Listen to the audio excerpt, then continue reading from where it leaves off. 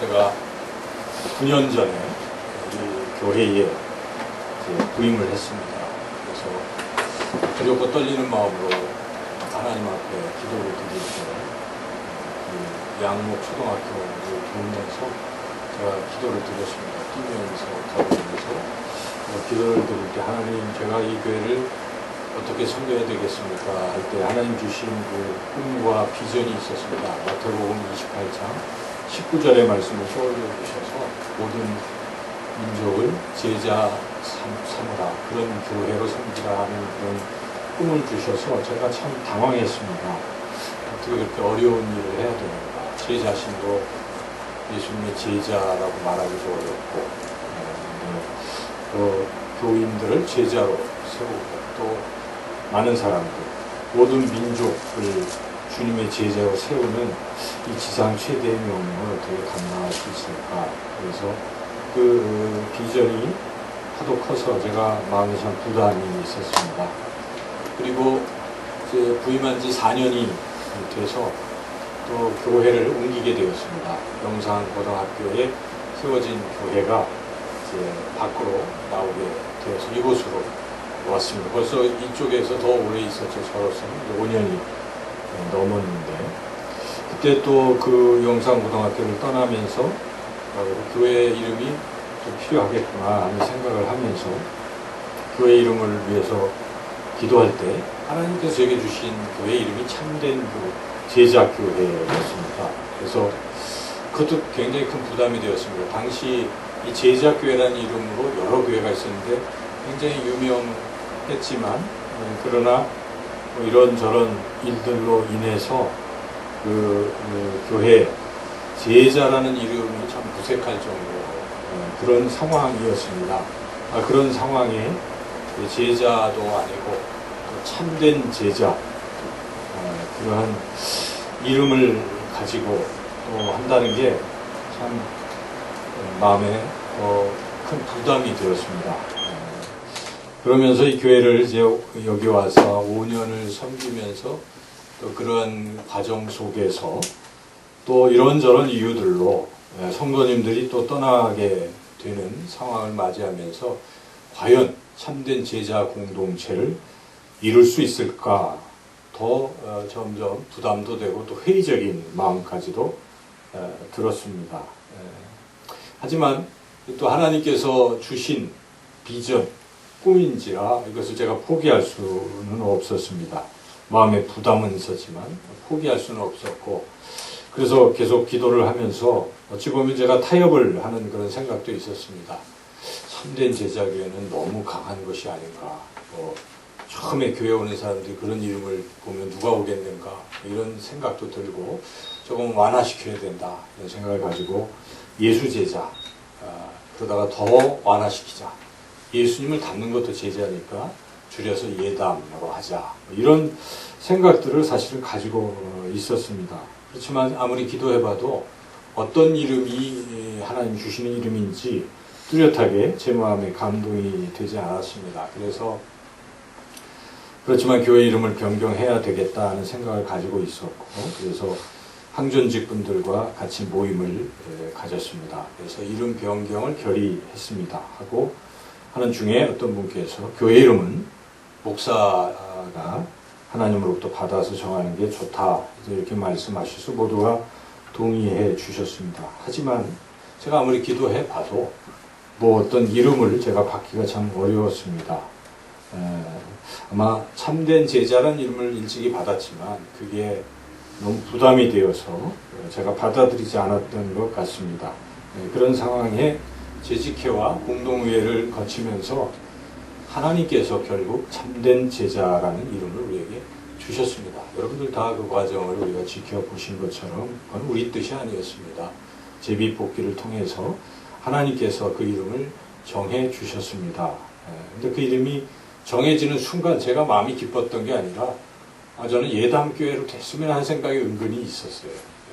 글자도 두 글자고 영상을 대체하면 여러 면에서 또 불편한 것도 없고 그렇겠다, 이런 생각을 가지고 은근히 그렇게 기대를 했지만 그게 아니었기 때문에 저 자신도 상당히 부담이 됐습니다. 그래서 그런 부담을 가지고 지난 한 주간 하나님 앞에 기도할 때에 기도하는 중에 하나님께서 주신 그런 생각들 때문에 도리어 이제 감사를 드리게 되었습니다. 그래서 이 기독교 신앙의 핵심이라는 것, 결국 예수님의 참된 제자가 되는 것은 분명하지만 그게 되겠는가? 우리가 너무 부족한데 어떻게 감히 참된 제자가 될 수 있겠는가? 그런 존재는 밖에 안 되는데 어떻게 될까? 그런데 그런 존재임에도 불구하고 하나님께서 참된 제자가 되게 하시려고 선택하셨다는 생각을 제가 했어요. 이게 제비뽑기는 참 신비하잖아요. 사람이 결정하는 것이 아니라. 그런데 그 과정 여러분들 아셨지만 재직회 때도 그렇고 공동회 때도 그렇고 그 과정을 하나님이 하셨다는 생각을 전 지울 수가 없습니다. 그래서 기도하면서 그런 생각을 하면서 그래 부족하지만 하나님께서 택하셨구나, 하나님께서 그렇게 하셨구나 하는 마음이 드니까 제가 도리어 감사했어요. 이렇게 부족한데도 하나님이 이런 이름을 주시는구나 하는 부분에 하나님 앞에 이제 감사를 드렸습니다. 그리고 그런 마음이 생겼어요. 이름도 정해주셨는데 하나님 그렇게 또 만들어주실 것이라는 믿음도 생겼습니다. 사실 사람이 변화되는 것은 스스로 되는 게 아니잖아요. 여러분 스스로 참된 제자가 될 수 있습니까? 우리의 힘과 우리의 노력으로 불가능한 것이잖아요. 안 되잖아요. 그렇지만 하나님의 영으로는 된다는 것입니다. 스가랴 말씀에 힘과 능으로 되는 것이 아니라 오직 여호와의 신으로, 영으로 되는 것이라고 말씀하셨습니다. 그래서 하나님이 하실 것이다. 이런 믿음이 생겼고, 그래서 이제 점점 우리 모두가 예수님의 참된 제자로 변화될 것이다. 이런 믿음이 생겼습니다. 여러분은 그런 것을 믿습니까? 참된 제자라는 이름을 하나님 주셨다고 믿습니까? 아니면 이게 어이없이 이렇게 됐다고 생각하십니까? 하나님 주셨다고 믿는 분들은 또 하나님께서 그렇게 참된 제자로 변화시켜 주실 줄로 믿으실 것입니다. 믿는다면 하나님 앞에 우리가 어찌 감사하지 않을 수 있겠습니까? 하나님 앞에 우리가 어찌 영광을 돌리지 않을 수 있겠습니까? 우리를 하나님의 자녀로 불러주셨을 때도 우리는 벅찬 감격에 졌습니다.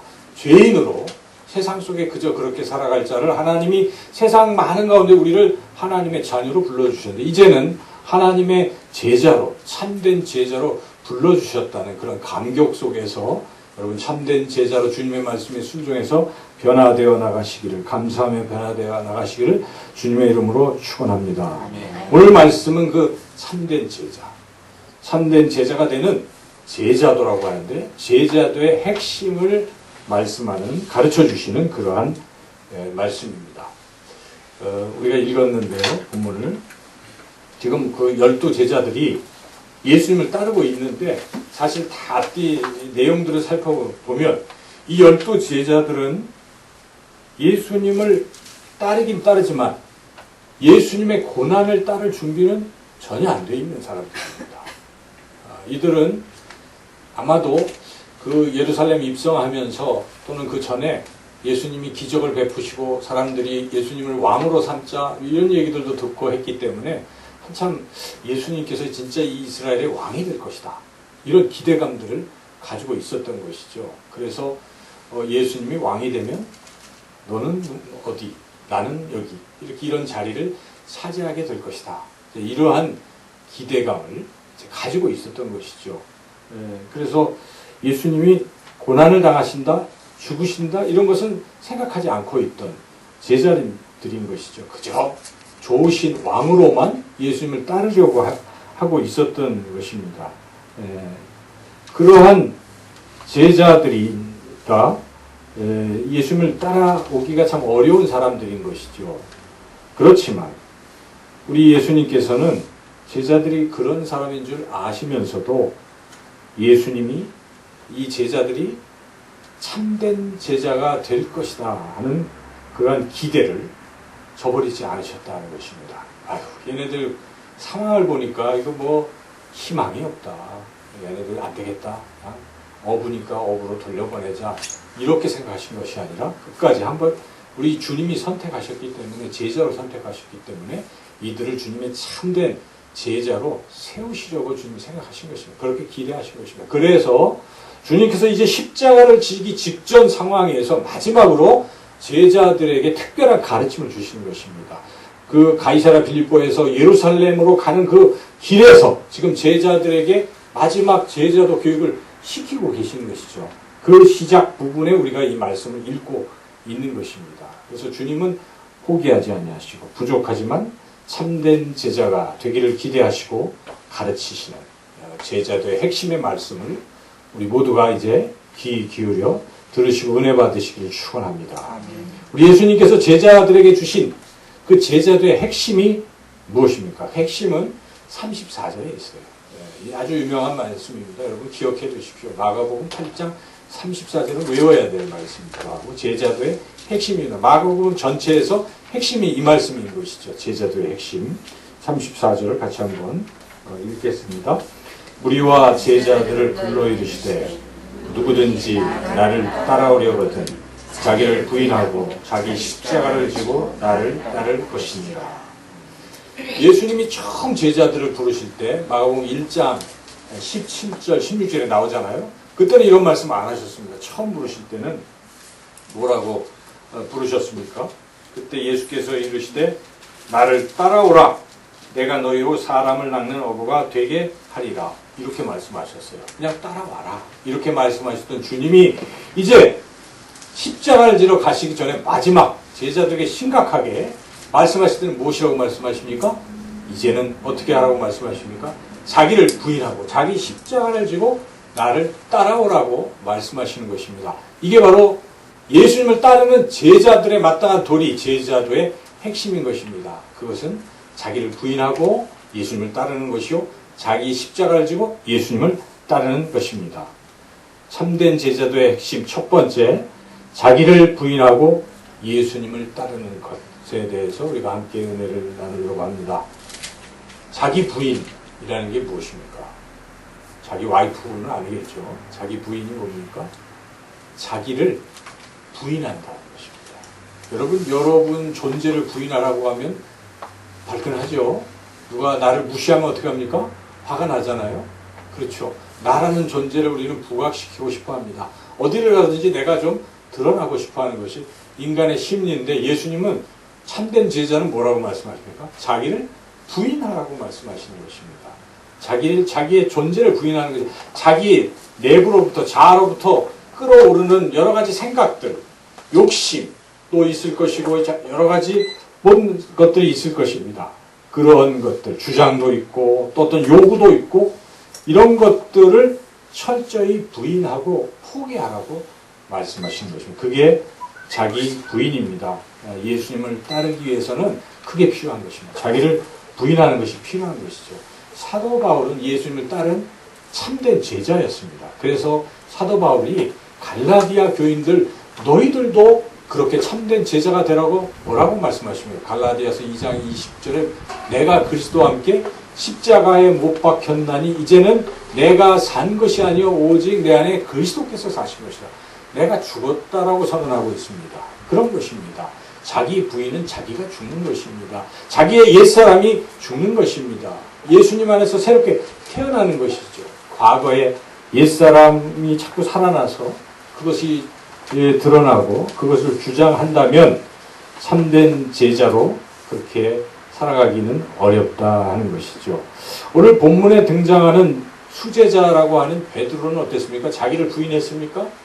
자기를 부인하는데 실패했습니다. 정확히 실패한 모습을 마가는 기록하고 있습니다. 이제 32절 말씀 다 같이 한번 읽어보겠습니다. 32절 시작. 드러내놓고 이 말씀을 하시니 베드로가 예수를 붙들고 항변하매. 지금 예수님께서 베드로가 신앙 고백도 잘하고 주는 그리스도 신이다 고백도 하고 하니까 이제 또 마지막이고 하니까 드디어 예수님의 핵심적인 말씀을 하고 계셨거든요. 우선 예수님이 하시는 사역의 핵심 십자가와 부활을 말씀해 주신 것이죠. 31절에. 그런데 뜻밖에도 이 제자인 베드로가 예수님을 따라와야 될 제자인 베드로가 그 말씀을 듣고 뭐라고 합니까?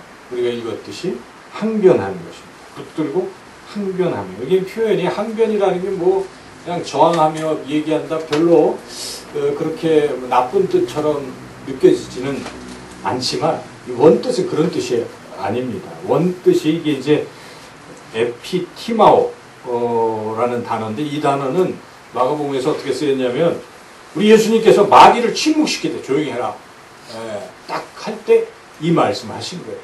그리고 또 폭풍을 꾸짖을 때 사나운 폭풍을 꾸짖을 때도 이 단어를 쓰신 것입니다. 그래서 지금 베드로가 예수님께 항변했다는 것은 마치 마귀를 꾸짖듯이 사나운 폭풍을 잠재우기 위해서 하듯이 그렇게 예수님을 못하게 막았다는 것입니다. 붙들고 항변했다는 표현이 그런 뜻입니다. 얼마나 무례합니까? 얼마나 이 스승이신 예수님이 아주 진지하게 핵심적인 말씀을 하시는데 그렇게 반항 비슷하게 하면서 또 무례한 그런 말투로 어찌 보면 베드로가 혈기가 왕성한 사람이잖아요. 그 혈기를 아마 폭발하면서 붙잡고 그렇게 했을 것입니다. 이와 같이 이 모습은 자기를 부인하는 모습이 전혀 아니지 않습니까? 완전히 자기가 살아있는 모습이에요. 혈기가 막 왕성한 이러한 모습이라는 것입니다. 그렇게 되면 참된 제자가 될 수 없다는 말씀입니다. 우리가 주님을 따른다고 하면서도 내 생각은 이런데 왜 내 생각대로 안 하지? 화가 나요? 내가 무시됐어요? 이러다 보면 나중에는 그게 자꾸 쌓이면 언젠가는 뭐가 됩니까? 폭발합니다. 혈기가 나올 수가 있다는 거예요. 베드로와 같은 모습을 볼 수가 있어요. 그것은 지금 자기 부인에 실패했다는 것입니다. 그리고 자기 부인의 실패에서는 예수님을 따라가기가 참 어렵다 하는 것이죠. 왜 베드로는 자기 부인에 실패했습니까? 여러분이 혹시 신앙생활 하시면서 자기 부인에 실패할 때가 있을 수가 있어요. 그렇죠? 누구나? 왜 그렇게 될까요? 왜 자기 부인에 실패하게 될까요? 오늘 본문에 예수님께서는 왜 베드로가 자기 부인에 실패했는지 그 이유를 말씀해 주고 있습니다. 우리 33절 말씀 같이 한번 읽겠습니다. 시작. 예수께서 돌이키사 제자들을 보시며 베드로를 꾸짖어 이르시되 사탄아 내 뒤로 물러가라. 네가 하나님의 일을 생각하지 아니하고 도리어 사람의 일을 생각하는도다 하시고. 뭐라고 말씀하십니까? 베드로를 뭐라고 부릅니까? 사탄아. 여러분 베드로가 사탄이라서 사탄이라고 하셨겠어요? 사랑하는 제자를 예수님께서 사탄아 이렇게 부르셨겠습니까? 이 말씀의 뜻은 베드로를 사로잡고 있는, 베드로 뒤에 있는 누구를 보고 말씀하고 있습니까? 사탄을 보고 말씀하시는 것입니다. 지금 사탄아 하는 것은 베드로가 아니라 베드로를 사로잡고 베드로를 조정하고 있는 그 존재를 향해서 주님께서 꾸짖으시는 것이죠. 그래서 베드로가 왜 그런 말을 했을까? 왜 혈기를 부렸을까? 왜 자기 주장을 했을까? 이유는 자명하지 않습니까? 뭐 때문입니까? 사탄 때문인 것입니다. 사탄은 존재하는 것입니다. 마가복음 뒤에 보시면은요, 가룟 유다가 예수님을 팔 때 뭐라고 나옵니까? 사탄이 그런 생각을 넣었다라고 합니다. 사탄은 있는 것입니다. 사도행전은 성령과 사탄의 싸움 아닙니까? 이 복음서에도 그런 것들이 계속 나옵니다. 예수님이 처음 공생의 사역을 시작하실 때 누가 시험했습니까? 마귀, 사탄이 예수님을 실험하는 것이죠. 이런 영적 전쟁의 한복판에 놓여 있는 것입니다. 그래서 베드로가 그렇게 자기 부인에 실패했던 이유는 무엇입니까? 사탄 때문에 그렇다. 우리도 마찬가지인 것입니다. 우리가 어느덧 자기가 혈기가 나고 자기 주장이 너무 강할 때 꼭 생각해야 될 것이 무엇이겠습니까? 사탄. 나를 조종하고 있다는 생각을 여러분 하셔야 됩니다. 물론 내가 거기에 져서 나도 그렇게 하고 있지만 근본 원인 제공은 누구한테 있습니까? 사탄에게 있다는 것입니다. 그래서 우리가 영적으로 이것을 분별해야 됩니다. 이럴 때 우리가 사탄이 나를 이용하는구나. 사탄이 나를 조종하는 거구나. 이걸 깨달으시고 어떻게 하셔야 되겠습니까? 사탄 마귀를 대적하셔야 됩니다. 하나님 말씀에 마귀를 대적하라 그러면 그가 피하리라고 그렇게 야고보서 4장 7절에 말씀하고 있지 않습니까? 그러므로 우리는 대적해야 됩니다. 사탄이 있는데도 그냥 사탄과 함께 그렇게 살아간다면 그냥 사탄의 하수인의 사탄과 같이 운명을 같이 할 뿐입니다. 우리는 거기서 단호히 끊어야 되는 것입니다. 예수님도 사탄의 시험을 받으셨습니다. 우리도 믿는 사람도 사탄의 시험 속에 끊임없이 있는 것입니다. 우리가 어떨 때는 사탄에게 넘어갈 수도 있어요. 여러분 그럴 때 사탄을 이기시기를 주님의 이름으로 축원합니다. 주님께서 우리에게 예수 그리스도의 이름의 권세를 주셨습니다. 성령의 능력을 주셨기 때문에 우리가 사탄을 물러가라 여러분이 선포할 수 있습니다. 그럴 때 사탄은 물러가는 것입니다. 그럼 우리는 자기 부인에 실패하지 않게 될 수 있다는 것이죠. 사탄은 어떻게 베드로를 넘어뜨렸습니까? 유혹을 무엇을 가지고 유혹했습니까? 이것도 굉장히 중요한 것이죠. 사탄은 무엇을 가지고 유혹합니까? 여기에 오늘 우리가 읽었던 33절 말씀에 사탄이 유혹하고 조종하는 그 핵심 내용이 무엇입니까? 33절 하반절에 뭐라고 나옵니까? 하나님의 일을 생각하지 아니하고 도리어 사람의 일을 생각하는다. 이게 방법이에요. 사탄은 항상 끊임없이 우리 인간의 이성을 아주 극대화시키려고 하고 그것이 굉장한 것처럼 포장해서 자꾸 이 얘기를 하는 거예요. 이성대로 판단해. 그것대로 해야 돼. 사람이 아닌 것입니다. 선악과를 따먹을 때도 여러분 뱀이 그 하와를 어떻게 유혹했습니까?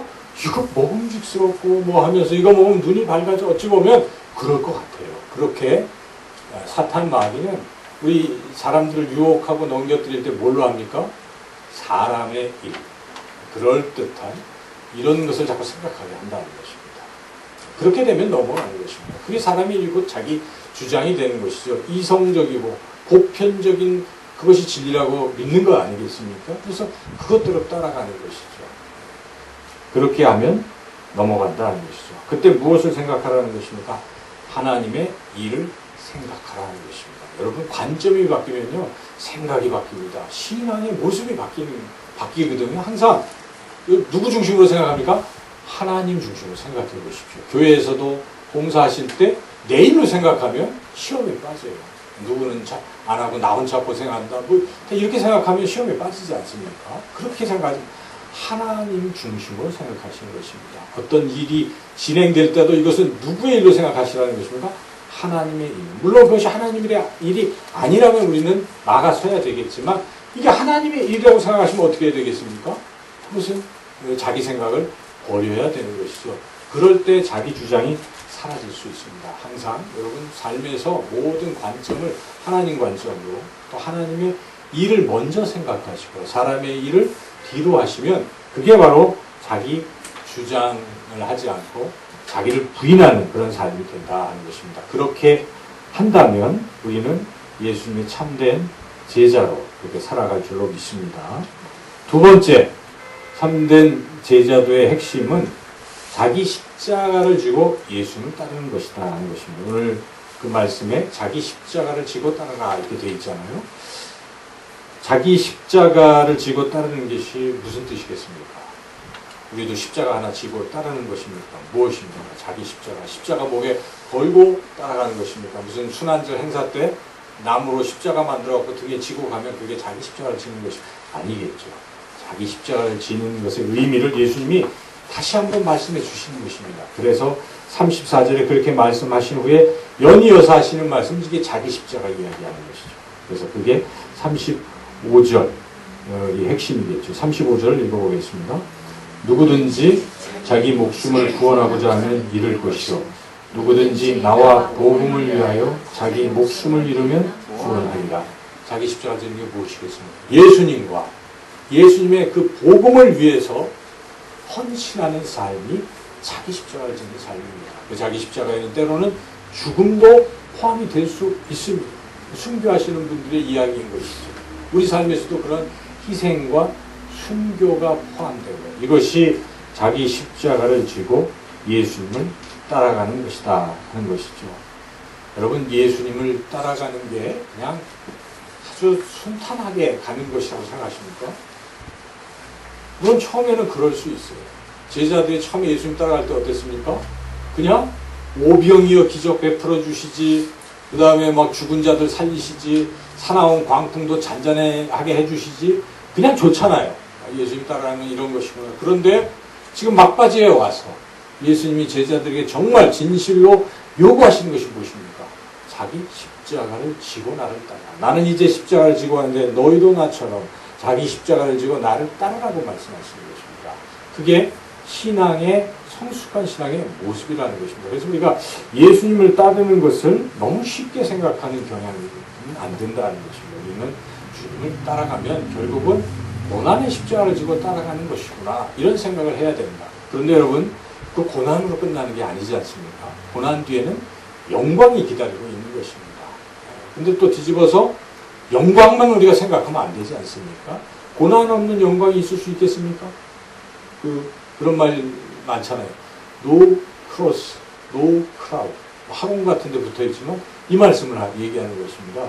No cross, 십자가 없이는 no crown, 왕관도 없다. 이런 말씀입니다. 고난 없이는 영광도 없다. 그것이 진리인 것입니다. 그래서 우리는 이 땅에서 살아갈 때 어찌 보면 고난 속에 살아갈 필요도 있어요. 물론 쓸데없이 잘못해서 받는 고난을 말하는 건 아니겠죠. 주님을 위해서 살다가 내가 주님 때문에 불리하게 손해를 보고 핍박을 받는다. 그럴 때 기뻐할 필요가 있다는 의를 위하여 핍박을 받는 자가 복이 있는 것입니다. 어떤 사람들은 일부러 주님을 위해서 고난도 받는 사람들이 있지 않습니까? 우리가 아는 어떤 선교사님도 그렇지 않습니까? 그런 분들도 있는 것입니다. 그런데 그분들이 왜 그렇게 갑니까? 이 고난이 주님이 주신 것이고 그리고 이 고난 뒤에 영광의 십자가가 있다 하는 영광의 그런 것이 있다 하는 믿음이 있기 때문에 그렇다 하는 것입니다. 여러분 그래서 신앙생활을 정말 참되게 한번 바르게 하고 싶은 그런 분들은 어찌 보면 좁은 문으로 들어가야 된다는 것입니다. 우리 예수님께서 넓은 문으로 가라 이렇게 말씀하셨습니까? 결코 아니에요. 좁은 문으로 들어가라고 말씀하셨어요. 마태복음은 그냥 분명히 나와 있어요. 좁은 문으로 들어가라. 그 길이 좁고 협착해서 가는 사람들 전혀 부족하지만 그러나 그 길 끝에는 생명이 주어진다고 말씀하십니다. 그런데 넓은 문은 사람들 다 끌로 가지만 그 길 끝은 멸망이라고 주님은 아주 단호하게 말씀하시는 것입니다. 그래서 우리는 이 땅에서 살아갈 때 그 좁은 문에 들어가는 것이 참으로 잘하는 것이구나 이런 생각을 할 필요가 있어요. 왜 사서 고생하는 거 아닙니다. 그 고생이 오히려 주님이 기뻐하시는 삶일 수 있습니다. 이 땅에서 고난을 많이 받으면 받을수록 하나님 나라에서는 더 큰 영광을 받게 될 것입니다. 현재의 고난은 장차 우리에게 다가올 영광과 좋게 비교할 수 없도다. 사도 바울은 그 험난한 세월을 지나가면서도 그러한 믿음으로 갔던 것이죠. 자기 십자가를 지고 주님을 따라가시기를 축원합니다. 자기 십자가를 지지 않고 간다면 어떻게 되겠습니까? 오늘 본문의 38절에는 그런 사람들의 운명을 말씀하고 있습니다. 38절을 같이 한번 읽어보겠습니다. 누구든지 이 음란하고 죄 많은 세대에서 나와 내 말을 부끄러워하며 인자도 아버지의 영광으로 거룩한 천사들과 함께 올 때에 그 사람을 부끄러워하리라. 물론 이 말씀을 그냥 단어로만 생각한다면 주님을 시인하지 않고 뭐 이런 것으로 우리가 이해하지만 전체적으로 주님이 이 말씀을 제자 자기 십자가 얘기를 하면서 쭉 연결했기 때문에 다른 말로 자기 십자가를 지지 아니하고 그냥 편안하게 신앙생활을 한다면 또 복음도 전도도 안 하고 그냥 자기 그런 앞길만 위해서 살아간다면 어떻게 될 것인가 하는 그런 말씀을 우리가 들어야 하는 것이죠. 그러나 반대로 이 자기를 부인하고 자기 십자가를 지고 가는 참된 제자들에게는 어떠한 것을 주십니까? 9장 1절 읽어보겠습니다.